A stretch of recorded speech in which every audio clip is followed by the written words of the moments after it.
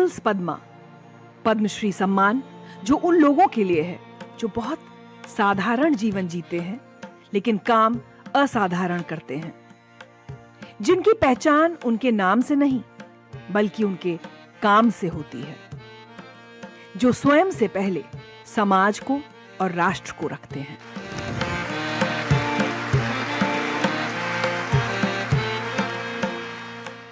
कहते हैं ना, एक पेड़ उतना ही ऊंचा जा सकता है जितनी उसकी जड़ें मजबूत और गहरी हों, और ये बात हम इंसानों पर भी लागू होती है।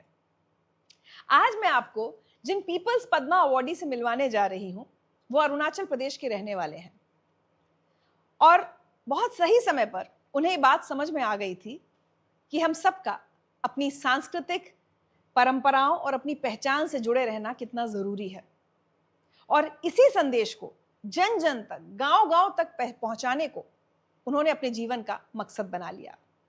आज मेरे साथ हैं पद्मश्री तेची गोबिन। एक राष्ट्र सिर्फ अपनी सीमाओं से नहीं बनता, वो बनता है उन लोगों के अटूट विश्वास से जो अपनी परंपराओं को कभी खत्म नहीं होने देते। पहचान के वास्तुकार तेची गोबिन, पद्मश्री 2026। 1964 में अरुणाचल प्रदेश के केबी में जन्मे वे नीशी जनजाति की परंपराओं में पले बढ़े। ये समुदाय स्थानीय डोनी पोलो धर्म से गहराई से जुड़ा हुआ है। उनकी यात्रा उन्हें उनके गांव से बहुत दूर ले आई। उन्होंने देश के दूसरे छोर पर मशहूर चंडीगढ़ कॉलेज ऑफ आर्किटेक्चर में आर्किटेक्चर की पढ़ाई की और 1968 में ग्रेजुएट हुए। तेची गोबिन ने Arunachal Pradesh public works department में नौकरी की और आगे चलकर राज्य के चीफ आर्किटेक्ट बने। दशकों तक उन्होंने अरुणाचल के विकास में योगदान दिया और आवास डिजाइन, शहरी योजना और सार्वजनिक ढांचों के निर्माण व मार्गदर्शन में सक्रिय रहे। लेकिन उन्हें एहसास हुआ कि सिर्फ आर्किटेक्चर काफी नहीं था, क्योंकि जो संरचनाएं उनके लिए सबसे महत्वपूर्ण थी वे दिखाई नहीं देती, जो उनके लोगों की सांस्कृतिक नींव थी। अपना सांस्कृतिक संरक्षण का संदेश फैलाने के लिए उन्होंने 90 से अधिक गांवों का पैदल दौरा किया। उन इलाकों से गुजरे जहां सड़कें भी नहीं थीं। उनका लक्ष्य सबसे दूर दराज के गांवों को बचाना था। उन्होंने पाया कि समस्या सीमावर्ती इलाकों तक पहुंच चुकी थी। फिर भी उन्होंने अपना काम डट कर जारी रखा। 4 दशकों में उन्होंने 600 से ज्यादा डोनी पोलो सांस्कृतिक केंद्र बनाए। तिब्बत, म्यांमार और भूटान से सटी भारतीय सीमाओं पर स्थित हर दूर दराज के गांव में उन्होंने तिरंगा फहराया। सीमावर्ती लोगों की उपस्थिति, गरिमा और अपनेपन को सशक्त किया। उनके शानदार प्रयासों को लोग अनदेखा नहीं कर पाए। तेची, बहुत बहुत स्वागत है आपका। नमस्कार। मुझे समझ नहीं आ रहा कि मैं बातचीत आपसे कहाँ से शुरू करूं, आपके काम से या जो आपने इतना जो पहना हुआ है इसके बारे में जान लेते हैं। आपने जो पहना है इसको क्या कहते हैं, क्या है ये? मेरा जो पहनावा है, ये जो हमारा एक ट्रेडिशनल हेड गियर है। Head gear. उसको हम लोग अपना भाषा में बोपिया बोलता है, मेरा निशी भाषा में बोपिया। बोपिया, हाँ जी। बोपिया यानी टोपी। अच्छा जी। तो इसका कैसे बना? ये हाथ से पूरा बनाया गया लग रहा है, थोड़ा इसके बारे में बताइए ना। कैसे ये हाथ से बनाया है, केन बेत। केन से है? हाँ, अच्छा। केन से बनाया है। फिर ऊपर में यहाँ सामने ये बाल है। अच्छा। हाँ, ये मेरा बाल। ये आपके बाल हैं? जी, लेकिन मेरा बाल तो अब नहीं रहा। हाँ। काट दिया गया। हाँ। लेकिन ये बाल ऐसे ही मानता है कि हमारा अपना ही बाल को यहाँ आगे यहाँ बांधता है, फिर उसका ऊपर में वो वुलन धागा चढ़ा देता है। ये जो दिखता है ना, ये धागा चढ़ा देता है। उसके बाद फिर ऊपर में ये सजावट है। हाँ। ये जो हॉर्नबिल का बीक है, फिर पीछे वो चिड़िया का पंख है। तो इसमें बहुत तरह की स्टाइल्स, बहुत तरह की डिजाइन्स में हेडगियर्स बनते होंगे ना? वैसे सिंपल हुआ करता था पहले। हाँ। लेकिन आजकल थोड़ा सा ये ज्यादा ऐसे सजावट के लिए ऐसा वो सब लगा दिया। तो अभी भी अरुणाचल प्रदेश में ऐसे लोग इसको लगाते हैं? मेरा जनजाति, निशी जनजाति लार्जेस्ट जनजाति माना जाता है अरुणाचल प्रदेश में। अच्छा, निशी। तो जी सभी पुरुष लोग ये लगाते हैं। आप अच्छा। अरुणाचल में जाएंगे तो ऐसे बहुत आपको दिखाई देगा। कोई भी ओकेजन होगा, हाँ हाँ हाँ, वैसे ओकेजन पे ज़्यादा कंपलसरी लगाते हैं। जैसे अच्छा। अपना त्योहार होता है, हाँ हाँ। योकुम्युलो फेस्टिवल होता है, बुरी बुजुलो होता है, लोंगते होता है। 3 मुख्य वहाँ का त्योहार है निशी जनजातियों का। तो अच्छा। ये त्योहार में सब ये लगाना है, ऐसा होता है। अच्छा, निशी जनजाति के बारे में बताइए। निशी जनजाति जो है अभी 8 जिलों में है। अरुणाचल में 27 जिले हैं। तो 27 जिलों में 8 जिलों में निशी जनजाति लोग रहते हैं। तो आप मानिए अरुणाचल प्रदेश का 25% जो आबादी है वो निशी है। ओह, जी।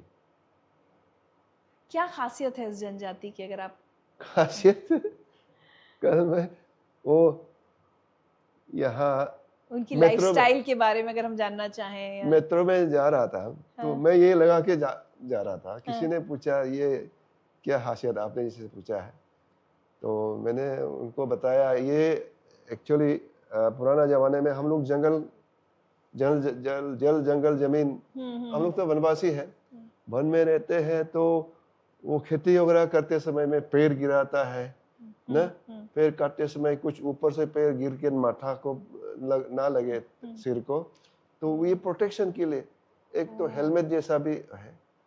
तो ये हेलमेट जैसा पहले लगाया होगा। अब मेरा मानना शुरुआत किस कारण से लगाया होगा, लेकिन लॉजिक ऐसे जाता है कि खेती करने वाला, जंगलों में पेड़ काटने वाला, तो वो प्रोटेक्शन के लिए लगाया होगा। तो इसलिए पहले जो है ये सब ये जो पंख हो गया वगैरह ये सब उतना नहीं लगाते थे। तो बाद में अभी जैसे हम लोग तो खेती करना छोड़ दिया, हम तो शहर में बैठने लग गया, नौकरी करने लग गया। फिर ये कभी कभार वो उसमें ओकेजन में लगाता है, डेली यूज में नहीं लगाते हैं। ये एक मतलब आभूषण जैसा हो गया। तो निशी जनजाति प्राइमरीली क्या खेती करती है? खेती करते हैं। अच्छा। और हाँ, वही मुझे पूछ रहा था कि इसका ये देखने से यहाँ वो भी है, लोहा भी है, ये तंबा का। अच्छा, ये ला। तो इसका किस लिए ये लगाता है, तो मैंने उनको बताया ये हम लोग हथियार का तौर पे भी लगा सकते, इमरजेंसी में उसको भी हम लोग हेड गियर के साथ सेफ्टी गियर निकाल के लिए हम लोग इस्तेमाल कर सकता है। और मैंने ये भी बताया ये आहम असम में ना, आहम का समय में 600 साल आहम ने ये शासन किया। उस समय में हमारा निशी लोगों को उन लोग हायर करके मुगल से लड़ने के लिए हायर करते थे। अच्छा। हाँ, इसलिए मुगल्स वो नहीं आ पाया ना असम में। तो हम लोग लड़ाकू जो जनजाति माना जाता है। ओके। अब आते हैं इस बात पर कि आपको पद्मश्री से सम्मानित क्यों किया गया? ये मुझे भी समझ में नहीं आ रहा क्यों मुझे पद्मश्री दिया गया है। मैं क्योंकि मेरा कोई ऐसा मैंने सपना नहीं देखा कि मुझे पद्मश्री अवार्ड मिलेगा। ऐसा कोई भी पद्मश्री नहीं होने से भी, कुछ भी गोल्ड मेडल तक भी मुझे कुछ आज तक नहीं मिला। रजत वो मेडल भी नहीं मिला, गोल्ड मेडल भी नहीं मिला, सीधा पद्मश्री में एकदम शिखर पे पहुंचा दिया भारत सरकार ने मुझे। जबकि मैंने कुछ कभी भी उम्मीद नहीं की कि मुझे ऐसा पद्मश्री अवार्ड मिलेगा। मैं कुछ अपेक्षा करते हुए, बिना अपेक्षा से मैं काम कर रहा था, समाज सेवा कर रहा था। हाँ, जरूर ये है कि मैं समाज सेवा पिछले 4 दशक से छोड़ा नहीं, लगातार करते गया। इसमें कोई ऐसा मुझे कोई अपेक्षा नहीं है मुझे आगे जाके कुछ इनाम मिलना चाहिए, मिलने के लिए करना है, कुछ भी कभी ऐसा मेरा दिल में सोच नहीं था। लेकिन ये अचानक घोषणा हो गया। तो देखिए, अभी मैं जो वही कह रही थी ना कि आपने शिखर शब्द का इस्तेमाल किया, आप उस ऊंचाई पर पहुंचे हैं क्योंकि आपने इस बात की वैल्यू को समझा कि जड़ों से जुड़ा रहना कितना जरूरी है, अपनी परंपराओं से। जी जी ये जो आप कह रहे हैं समाज सेवा, आपकी समाज सेवा शायद यही है ना कि आप सबको सिखाते हैं कि अपनी जो रूट्स हैं उससे जुड़े रहो, अपनी जी परंपराओं जी से। जी आपके मन में ये ख्याल कब और कैसे आया कि कितना जरूरी है हमारे जीवन के लिए? मैं पेशे से एक आर्किटेक्ट हूँ, हम्म वास्तुकार। हम्म तो मैं 88 में ग्रेजुएशन कर लिया पंजाब यूनिवर्सिटी से, चंडीगढ़ कॉलेज ऑफ आर्किटेक्चर। तो तब मैं नौकरी कर रहा था करीब अरुणाचल में ही नौकरी कर रहे थे? अरुणाचल में, अरुणाचल सरकार में नौकरी कर रहा, पीडब्ल्यूडी में एज आर्किटेक्ट ना। तो करते समय में कुछ ऐसा मूवमेंट चला कि इंडिजिनस फेथ एंड कल्चर को बचाना है। ये अच्छा। खत्म हो रहा है, मॉडर्नाइज हो रहा है, वेस्टर्नाइज हो रहा है ऐसा। तब मैंने सोचा मैं नौकरी करते समय भी मैं जुड़ जाना चाहिए। तो 1999 की बात है, तब से मैं जुड़ गया। तब से मैं छोड़ा नहीं। मतलब अपना सबसे पहले मैं निशी जनजाति में, Nishi indigenous faith and cultural society, वो एक सीबीओ है, उसमें मैं जुड़ गया, संस्थापक उपाध्यक्ष। उसमें 3 टर्म उपाध्यक्ष रहे, फिर एक टर्म अध्यक्ष रहे। तो 9 प्लस 3 12 साल। अच्छा। 12 साल में अपना वो ऋषि समाज में रहे। तो क्या करते हैं उसमें सोसाइटी में? वो है वही कल्चरल हेरिटेज को प्रिजर्व करना, प्रोटेक्ट करना, प्रमोट करना। तो वो करते करते एक जो आस्था के साथ जुड़ा हुआ जो प्रार्थना सभा, जो संडे सामूहिक संडे प्रेयर करते हैं, अच्छा ऐसा एक शुरू किया 2001 में। अच्छा। तो आप किसकी पूजा करते हैं, किस देवता को हम मानते हैं? हम लोग सूर्य पूजा करते हैं। अच्छा, मतलब सन गॉड। हाँ जी, अच्छा। Sun god. अभी आपने जैसे कहा हेरिटेज, जी ठीक है, तो अब आने वाली पीढ़ियों के लिए, जैसे मिलेनियल्स आए, अब जेनजी है, हम लोग अलग अलग पीढ़ियों के लिए नाम देते हैं। जी हेरिटेज में तो देखिए सब आ गया ना, आपका वे ऑफ लाइफ, जैसे आपने कहा आपका जो पूजा पाठ है, संडे जी। प्रेयर है, खान पान, वेशभूषा, आप क्या जी। पहनते हैं, कितना मुश्किल हो रहा है ये आने वाली पीढ़ी तक, क्योंकि अब बच्चों को वो सबको जंक खाना है, सबको बेवरेजेस जो होते हैं वो सॉफ्ट ड्रिंक्स ये पीना है, सबकी चॉइस अलग हो गई है। जी क्या आप लोग अरुणाचल प्रदेश में भी ये चैलेंज फेस कर रहे हैं कि इनको कैसे जोड़ना है अपने उससे? एग्जैक्टली फेस कर रहे हैं ना। अब जैसे सब कुछ वेस्टर्नाइज हो रहा है, मैं जो पैंट पहनता था, ये शर्ट पहनता, ये तो हमारा पहनावा नहीं है। तो ये तो हम लोग मॉडर्न कपड़ा कोई हम लोग भी लगाने लग गया। तो ऐसे करके तो हमारा वो वेस्टर्नाइजेशन हो रहा है। तो हमारा जो पहनावा जो है पुराना जमाना में ऐसे करके सिर्फ यहाँ एक पिन लगाना बस। अच्छा। नीचे कोई हाफ पैंट भी नहीं लगाता था। हाँ। ऐसे हम लोग कपड़ा पहनते थे। हाँ, लड़की लोग भी ऐसा यहाँ तक ना शॉल जैसा कुछ शॉल कपड़ा जैसा थे, हाँ। बांध के पहनती थी। तो आजकल इतना मॉडर्न डिजाइन भी वैराइटीज हो गया, तो बहुत ऑप्शंस मार्केट में निकलता है। तो समय के साथ वो फैशन के साथ चलना पड़ता है। तो कैसे आप बच्चों को समझाते हैं कुछ भी कि ठीक है रोज ये काम नहीं कर सकते लेकिन त्योहार पर करो, ऐसे कैसे? हाँ, त्योहार पे मैं तो इंसिस्ट करता हूँ त्योहार का दिन में कम से कम अपना ट्रेडिशनल ड्रेस लगा के निकले। रोज नहीं होने से भी तो कोई भी समारोह होता है, जैसे शादी ब्याह होता है, उसमें वो कपड़ा लगा के जाना, त्योहार में अपना ट्रेडिशनल कपड़ा लगा के जाना।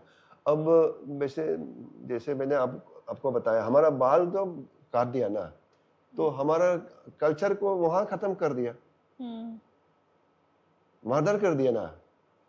60s में हम लोगों ने स्कूल जाना शुरू किया, तो लेट 50s। तो पहले स्कूल जाने वाले जो सीनियर्स को टीचर्स ने बोल दिया कि बाल काटो, लंबा लंबा बाल अच्छा, बाल काटो। लंबा लंबा बाल रख के स्कूल चले जाते थे। तो टीचर्स ने बोल दिया बाल ऐसे उठा उठा के लिए लंबा बाल को काट काट के आओ। तो वो बच्चे जाके घर में माता पिता को बताता है कि टीचर्स हमारा लंबा बाल को काटने के लिए बोला है, काट दिया। तो वो एक ऐसे ऐसे ही एक रिवाज बन गया। तो तब से मतलब लंबा बाल रखना ही छोड़ दिया लोगों ने। अब ये कम से कम बन गया। ये बनने से तो चलो वो कल्चर तो रुका हुआ प्रिजर्व है। तो मैं ये बताता हूँ कि ये क्या है पूछने से, ये बाल है, एग्जैक्टली ये बाल ही है। ये जो है तो उसको, बट ये आपके असली बाल नहीं है। असली बाल नहीं है ना। हाँ, मैं उसको उतार सकता, लगा सकता, ऐसा है। हाँ, मेरा तो छोटा हेयर छोटे बाल हैं, कटा कटा गया है। तो अभी क्या है, ऑफ लेट एक गुरुकुल सिस्टम ऑफ एजुकेशन, एक स्कूल खोला है। 3-4 स्कूल अभी खुल गया है। अच्छा। जिसमें वो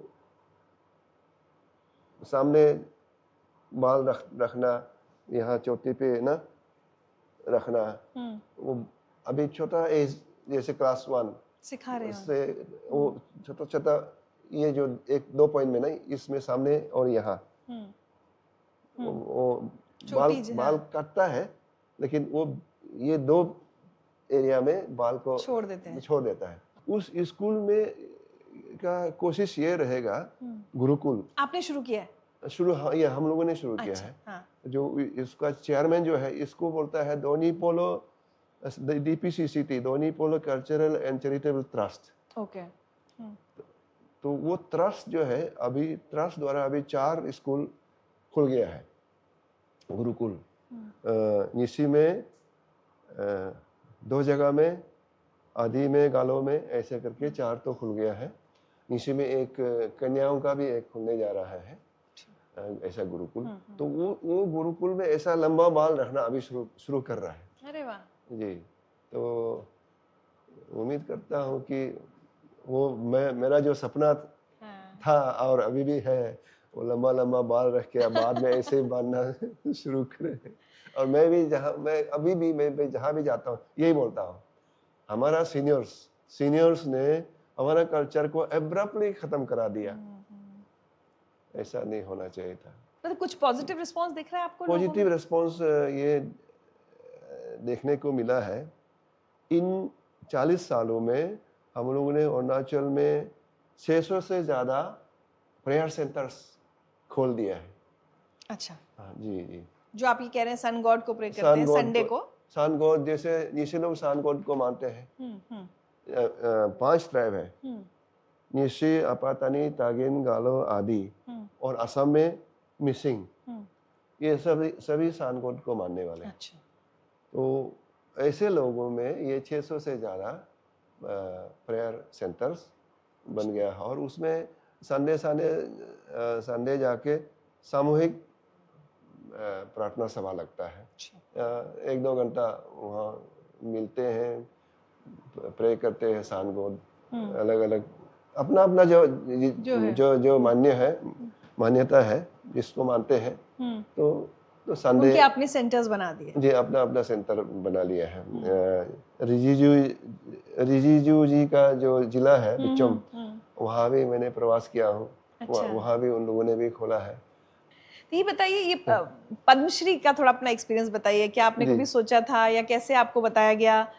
फिर मोदी जी से मिले क्या आप? क्या कुछ बात हुई? मैं आपको बता दूं, मैं उस समय 25 जनवरी 2026 इसी साल मैं प्रवास में था। दक्षिण बंग, हमारा क्षेत्र उत्तर बंग, दक्षिण बंग, ऐसा हम लोग बांटते हैं।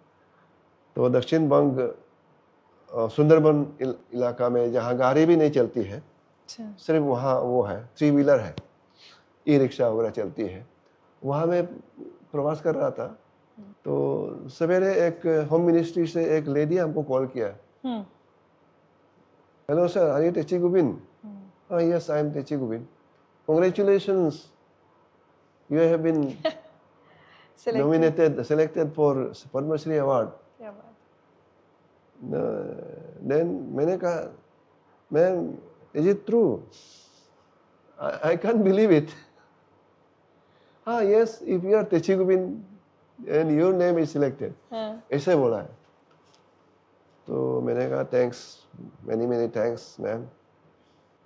बट एक बात देखिए ना तेची जी की पीपल्स पद्मा जब से मोदी जी की सरकार आई है, जी। ये कितना मुझे बहुत खूबसूरत लगता है कॉन्सेप्ट कि ऐसे आम लोगों को बुलाकर जिनका काम बहुत खास है, जो लोग चुपचाप कहीं अपने किसी इलाके में चुपचाप काम कर रहे हैं लेकिन बहुत अच्छा काम कर रहे हैं, जी, जी। उनको इतना बड़ा सम्मान देना पद्मश्री। नहीं तो पहले सिर्फ होता था कि हम सुनते थे भाई सेलिब्रिटीज हो गए, एक्टर्स हो गए, साहित्यकार हो गए, इनको मिल जाता था। जी, जी। पीपल्स पद्मा अपने आप में बहुत खूबसूरत कॉन्सेप्ट है ना। हाँ जी मैम, यहाँ भी ऐसे बहुत लोगों को देखने को मिला, सेलिब्रिटीज भी आए हैं।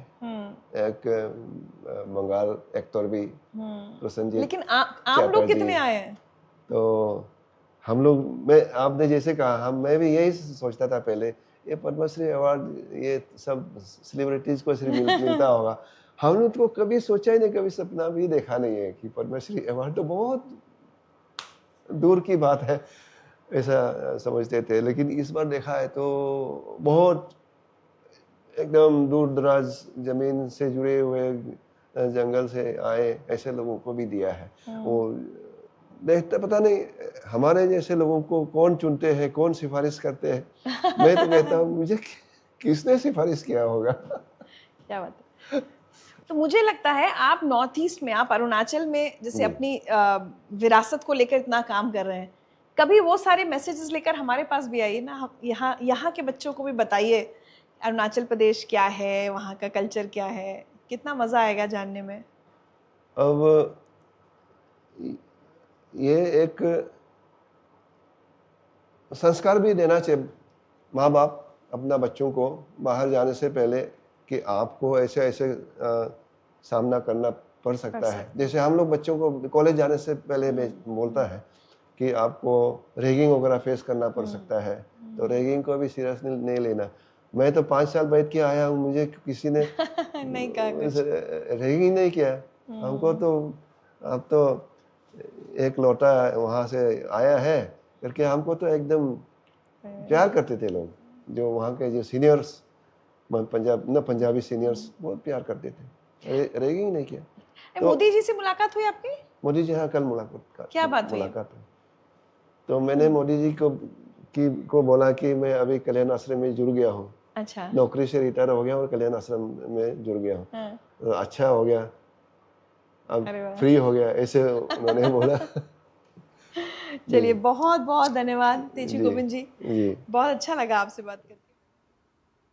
प्रधानमंत्री नरेंद्र मोदी फ्रांस के नीस से